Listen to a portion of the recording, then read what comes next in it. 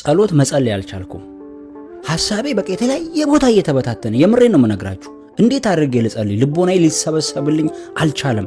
እጅግ በጣም የተቸገርኩበትን ችግር ነው የምነግራችሁ።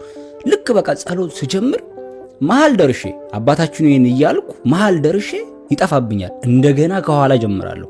አሁንም መሃል ስደርስ ይጠፋብኛል። በቃ ሐሳቤ የተለያየ ቦታ ይሄዳል። አንዴ ሐሳቤ ኢትዮጵያ ይመለሳል፣ አንዴ ሐሳቤ የሆነ ሀገር ይሄዳል፣ አንዴ የሆነ ሰው ጋር ሐሳቤ ይሄዳል። ልቦናዬ በፍጹም ሊሰበሰብ አልቻለም። የተቸገርኩትን ችግር ነው የምነግራችሁ።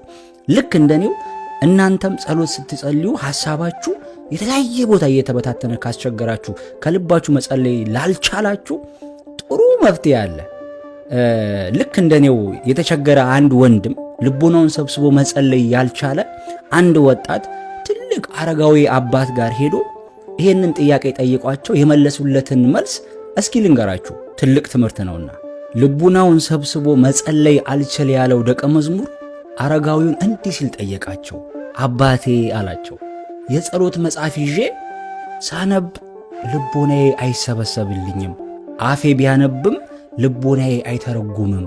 እርሶ እንደነገሩኝ ደግሞ ቅዱሳን በፍጹም ሐሳባቸው እያሰቡና እያራቀቁ እንባንና ጸጸትን እየጨመሩ የደረሱትን እኛ በልባችን ሌላ እያሰብን በአፋችን ብቻ እንደነርሱ ብንናገር እንደ ገደል እንደ ዋሻ ሆነን በእግዚአብሔር እንደ መቀለድ ነው።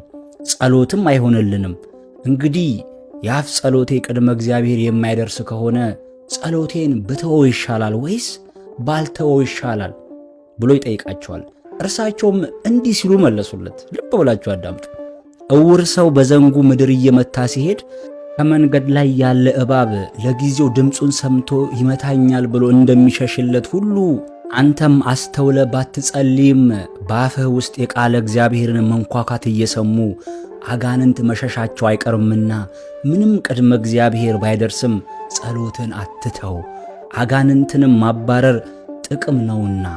ብዙ ከምትጸልየውም አንዳንድ ጊዜ ልብህ የሚወድቅባት ቃል ተጠራቅማ ወደ እግዚአብሔር እንድትደርስልህ ምንም ዝርወ ልብ ብትሆንም አፍህም ፍጥረቱ ነውና አንተው በዳይ አንተው አኩራፊ እንዳትሆን በአፍህም ብቻ ቢሆን መነጋገሩን አትተወው አሉት ይባላል።